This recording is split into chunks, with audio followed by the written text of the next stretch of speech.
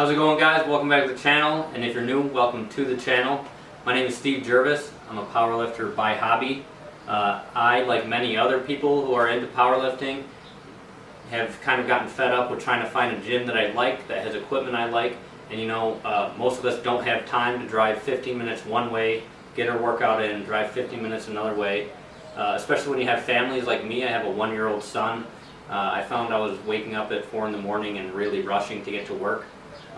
So instead of just dealing with what I had, I didn't have a bad gym, but I figured I could get what I really wanted by just building a gym myself in my garage.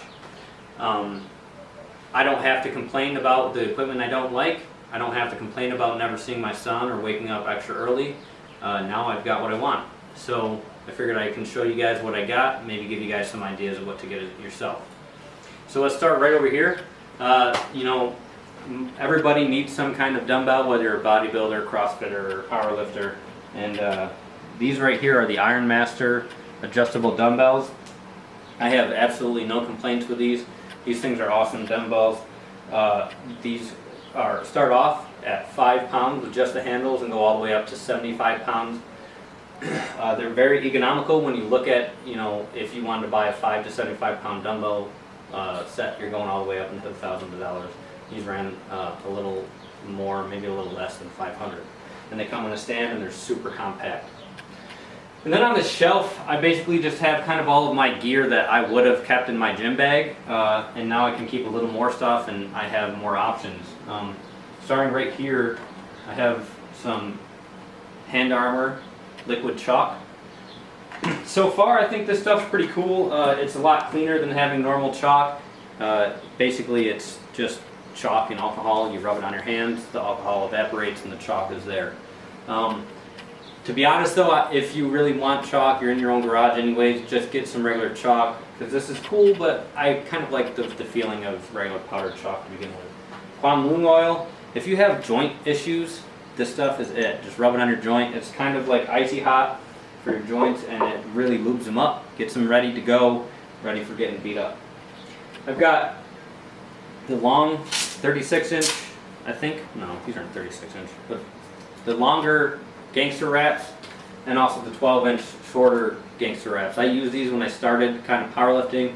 Outgrew them. They're pretty short. I have them kind of just to put pressure on my elbows sometimes, and if my knees get real bad, I'll use them there. But I do use both of those every once in a while. I got my lifting shoes, Adidas Powerlift 2s, some SBDs. Those are my main knee sleeves. A compression cuff, a slingshot compression cuff. This right here is the Hip Circle Sport Pack. So I had the original Hip Circle for a long time, the blue one, and I really enjoyed it. It's one of my favorite ways to warm up for my lower body sessions. But I left it at a powerlifting meet, and I've been without one for a while, so we ordered this. I haven't been able to use it very much. We kind of just got these. I'll do a review on these. And by the way, I'll review all of the equipment pretty much in separate videos, so I can go more into depth on what I think about them, the cost range, and the effectiveness for a home gym. But anyways, back to this Hip Circles.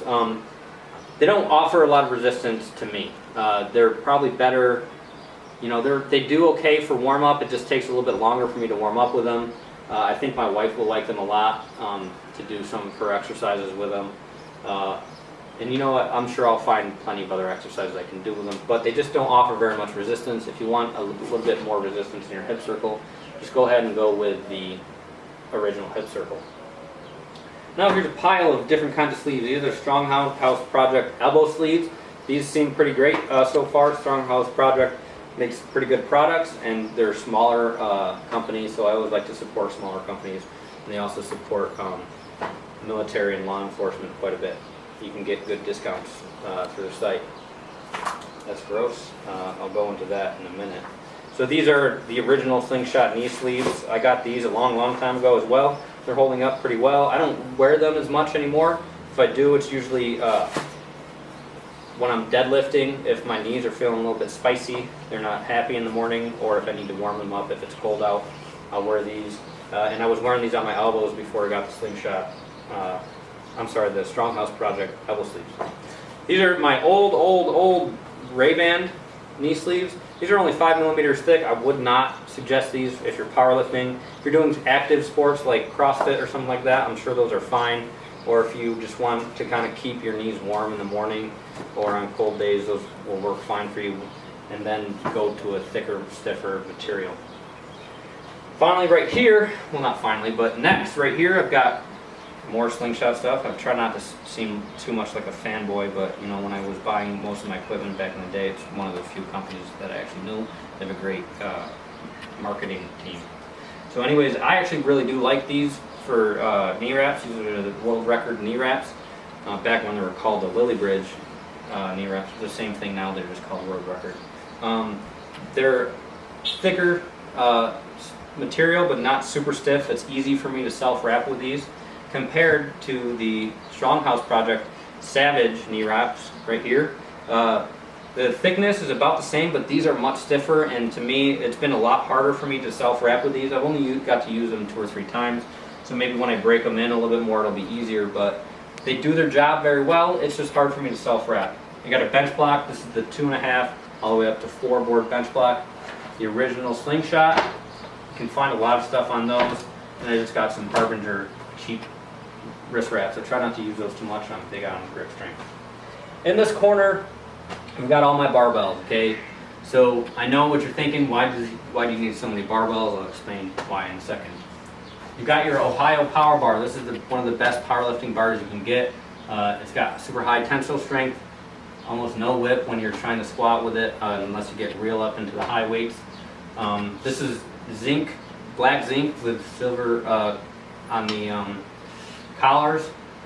It's been working great for me so far. I'll go into the story in a minute when I talk about the straps with this. I've got the Texas deadlift bar by Texas Power Bars. This is my favorite deadlifting bar. I've used the Oki at my old gym, and I've used the Rogue deadlift bar one time, but so far this is my favorite. It's got the most whip to it, it's got the most flex, and I like the knurling on this one the most. And then the silver bar right here is your Titan 1,000-pound power bar. All right, it's just kind of your run-of-the-mill bar that you would. It's comparable to anything that you find in a commercial gym. The knurling on it is pretty passive. It's about 30 millimeters thick, so it's thicker than most power bars. It's got both powerlifting and Olympic knurling on it, so that part of it's cool if you're gonna be kind of using a CrossFit bar. But this bar, I wouldn't suggest having it if you want like a good powerlifting bar, a good power bar. It's good. It's a great bar if you want a like a trashing bar that you can do rack pulls with or use in T-bar row accessories and stuff like that. And then behind that, I've got a 30-pound easy curl bar. I'm pretty sure it's made by Hammer Strength. In a minute, I'll talk about how I got some of these bars as well, but that right now we keep moving. Next, we got the Titan monolift attachments. I got these in a package for free, along with this bar, these plyo boxes, these bumper plates, which I'll tell you about in a minute, the back extension, and the GHD that I'll tell you about in a minute. But anyways, back to the monolift attachments. I'm going to do a full video review like I said before, but these are good, but they're not necessary. You know, I've used them a couple times. I have no problems with them, but it's just personal preference thing. I don't use them all the time. And keep coming back to the channel. Look out for a video review on those, and you'll see what I actually really think about them. And like I said, next we got these different variable heights plyo boxes. These come in. You all right? These come in handy when I do some warm-up stuff. I can do some box jumps to kind of get my body ready, and you know, I'll even be able to use them maybe for some box squats and stuff like that. I've got a G7X. That's what I film most of my lifts with.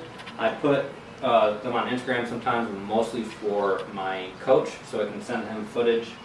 And you know, it's always a good idea to film your lifts so you can kind of see how you're doing, where you're at, how your form is.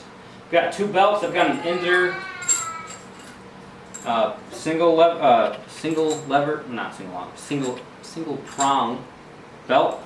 And this is made by Quest Nutrition. I got this off of Amazon. It's a 10 millimeter, it's a little bit thinner, and it's a lever belt. I don't love lever belts because if I'm bloated one day, it might not be at the right spot. It might be a little tight. With the prong belt, I can go one notch looser and one notch tighter, depending on where I'm at. And plus, it's a little thicker, just in my brain tells me that I'm getting better support. Now, over to the main thing of every home gym, every gym in general, it's the squat rack, right? So this is a Titan X3. I got this off their website for a really good deal. Most of Titan's equipment is very comparable to Rogue. You know, there's tons of research tons of videos on Titan and everything. Of course, it is a cheaper company, so it's not going to be quite as nice as Rogue. The powder coating isn't quite as great. People complain about the welds. I have nothing wrong with the welds.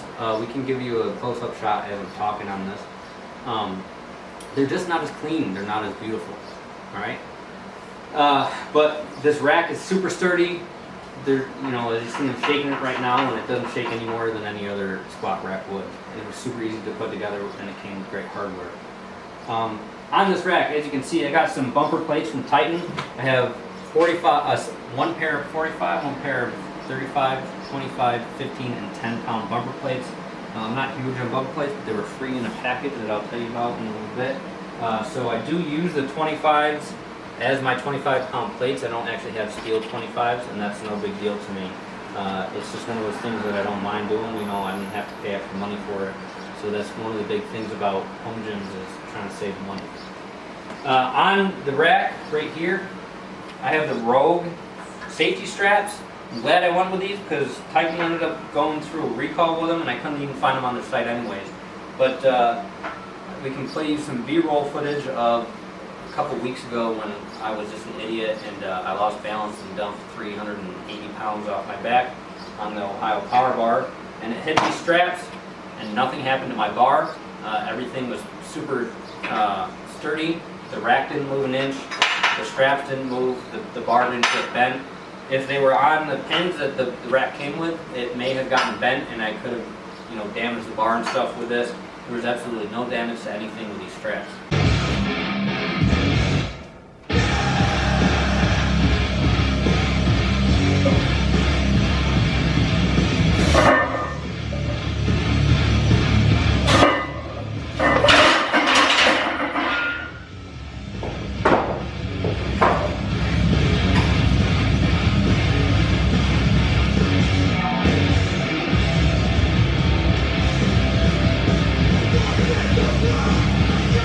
Along with that safety aspect, hanging up on the rack, I have some lockjaw collars.